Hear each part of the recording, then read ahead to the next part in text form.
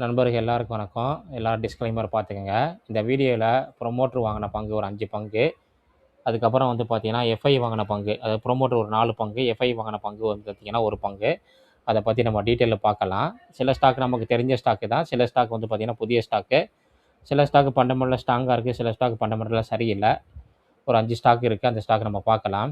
இப்போ வார் வந்து பார்த்தீங்கன்னா, மறுபடியும் வந்து ஒரு பேச்சுவார்த்தைக்கு வந்ததுனால வந்து பார்த்தீங்கன்னா, கிஃப்ட் நிஃப்டி வந்து பார்த்தீங்கன்னா 300 பாயிண்ட்டுக்கு மேல நல்லா கிரீன்ல ட்ரேட் ஆயிட்டு இருக்கு. 1.5% இன்னைக்கு வந்து பார்த்தீங்கன்னா, ஏசியன் மார்க்கெட் எல்லாமே நல்ல ஒரு சூப்பரான ஒரு பெர்ஃபார்மன்ஸ் சொல்லலாம். இந்த வார் வந்து பார்த்தீங்கன்னா, ஒரு முடிவுக்கு வருங்கிற ஒரு நம்பிக்கை வந்து பார்த்தீங்கன்னா, எல்லாமே கிரீனா ட்ரேட் ஆயிட்டு இருக்கு. இன்னைக்கு நம்ம மார்க்கெட் லீவு. நம்ம மார்க்கெட் ஓப்பன் ஆயிடுச்சுன்னா, இன்னைக்கு நல்ல ஒரு அருமையான ஒரு பெர்ஃபார்மன்ஸ் பண்ணியிருக்கோம்.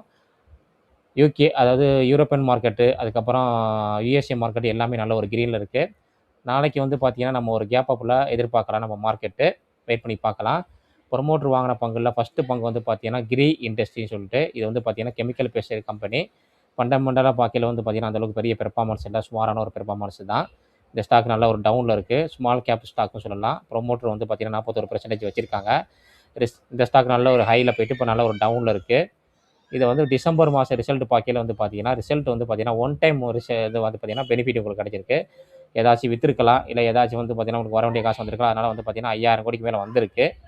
ப்ரமோட்டர் வந்து பார்த்தீங்கன்னா, இந்த ஸ்டாக் வந்து பார்த்தீங்கன்னா, கன்டினியூவா இன்கிரீஸ் பண்ணிக்கிட்டே இருக்காங்க. 31லேருந்து வந்து பார்த்தீங்கன்னா, ஆரம்பத்தில 26 இருந்திருக்கு. அதுக்கப்புறம் வந்து பார்த்தீங்கன்னா, இப்ப 41 வந்து வாங்கிட்டு இருக்காங்க இந்த ஸ்டாக்கு. ப்ரமோட்டர் வந்து அவங்க கம்பெனி மேல நம்பிக்கை வச்சு இந்த ஸ்டாக் வந்து பார்த்தீங்கன்னா, கன்டினியூ வாங்கிட்டே இருக்காங்க.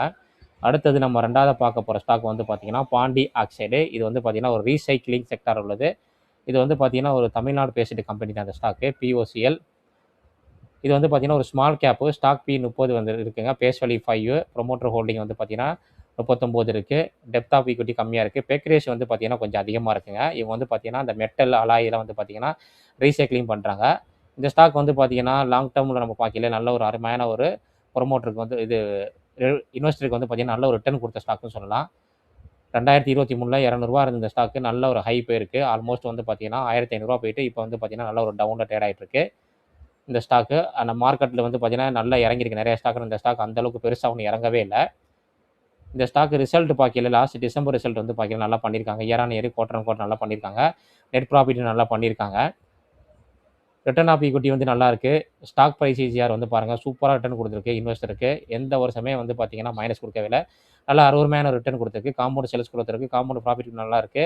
இந்த ஸ்டாக் வந்து பார்த்தீங்கன்னா, ப்ரமோட்டர் வந்து பார்த்தீங்கன்னா, இப்ப இன்கிரீஸ் பண்ணிட்டு இருக்காங்க. இடையில கொஞ்சம் குறைச்சிட்டு இப்ப மறுபடியும் வந்து பார்த்தீங்கன்னா, ப்ரமோட்டர் இன்ட்ரெஸ்ட் எடுத்து பை பண்ணிட்டு இருக்காங்க. எஃப்ஐ வந்து பார்த்தீங்கன்னா, கொஞ்சம் இன்கிரீஸ் பண்ணியிருக்காங்க. டிஐடி இந்த ஸ்டாக் இருக்கு. பாண்டி ஆக்சைடு நீங்க அனலைஸ் பண்ணி பாருங்க. அடுத்தது வந்து பார்த்தீங்கன்னா, ஒரு பென்னி ஸ்டாக்கு நம்ம நண்பரோட பல்க்கா வாங்கி வச்சிருக்கேன்னு சொன்னாரு. பைசா டிஜிட்டல். இவங்க வந்து பார்த்தீங்கன்னா, ஒரு நான் பேங்கிங் ஃபைனான்சியல் கம்பெனி. அதாவது வந்து பார்த்தீங்கன்னா, வட்டிக்கு குடுக்குறதா இவங்களும். Mobility loan, small income generation loan அந்த மாரி குடுக்குறாங்க. மார்க்கெட் கேப்பிட்டல் வந்து பார்த்தீங்கன்னா, 4000 கோடி. இது வந்து ஸ்மால் கேப்னு சொல்லலாம். ப்ரமோட்டர் ஹோல்டிங் வந்து பார்த்தீங்கன்னா, 41 வச்சிருக்காங்க. கொஞ்சம் பிளட்ஜிங் இருக்கு. கடன் அதிகமா இருக்கு. பெக் ரேஷியோ 1க்கு கீழ தான் இருக்கு. இந்த ஸ்டாக் வந்து பார்த்தீங்கன்னா, சார்ட்ட பார்க்கையில ஜிக்ஜாக் தான். மேல இறங்கும், கீழ இறங்குறதும் அந்த மாரி தான் இருந்திருக்கு இந்த ஸ்டாக்கு. ஆரம்ப காலத்துல நல்ல ஒரு ஹைப் போயிட்டு, இப்ப நல்ல ஒரு டவுன் வந்து சைட்வேல தான் இந்த ஸ்டாக் இருக்கு. ஒரு பல்க்கா வாங்கி வச்சிருக்கேன்னு சொன்னாரு நம்ம ஒரு ஃப்ரெண்டு.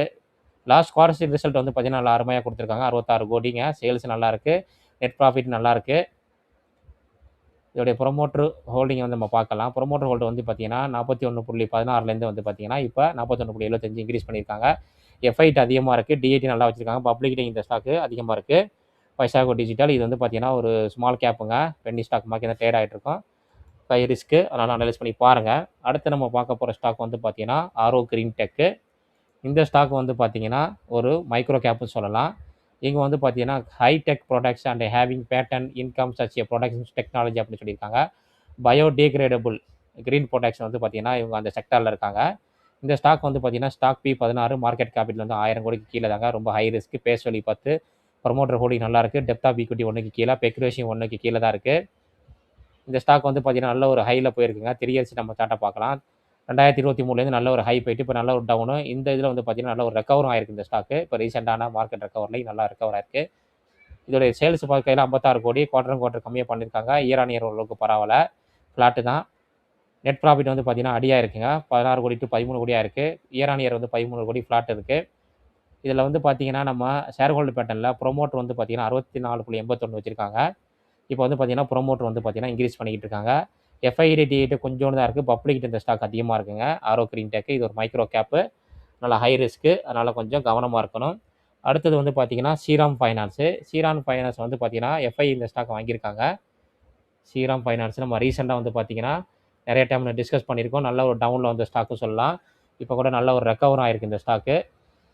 இந்த ஸ்டாக் 2025 இன்வெஸ்டருக்கு நல்ல ஒரு வெல்த்தை கிரியேட் பண்ண கொடுக்கு. லார்ஜ் கேப் ஸ்டாக்குங்க. இந்த ஸ்டாக்கை வந்து பார்த்தீங்கன்னா ப்ரொமோட்டர் வந்து பார்த்தீங்கன்னா இப்போ இன்க்ரீஸ் பண்ணிகிட்டு இருக்காங்க ரீசெண்டாக. ஸ்ரீராம் ஃபைனான்ஸு ப்ரொமோட்டர் ஹோல்டிங் வந்து பார்த்தீங்கன்னா 25.88 ரொம்ப கம்மி, 20.30 தான் இருக்குது, ரொம்ப கம்மியாக இருக்குது. இப்போ வந்து பார்த்தீங்கன்னா ப்ரொமோட்டர் இந்த ஸ்டாக்கை வாங்கிக்கிட்டு இருக்காங்க. எஃப்ஐட்டு இந்த ஸ்டாக் அதிகமாக இருக்குது. எஃப்ஐ நல்லாவே ஹெவியாக வந்து இன்க்ரீஸ் பண்ணியிருக்காங்க. டிஐ வந்து பார்த்தீங்கன்னா கொஞ்சம் கம்மி பண்ணியிருக்காங்க. பப்ளிக்கும் இந்த ஸ்டாக் கொஞ்சம் கம்மி பண்ணியிருக்காங்க ஸ்ரீராம் ஃபைனான்ஸு. கடந்த காலத்தில் இந்த ஸ்டாக் பாக்கியில் 6 மேலே ரிட்டர்ன் கொடுத்துருக்குங்க இன்வெஸ்டருக்கு.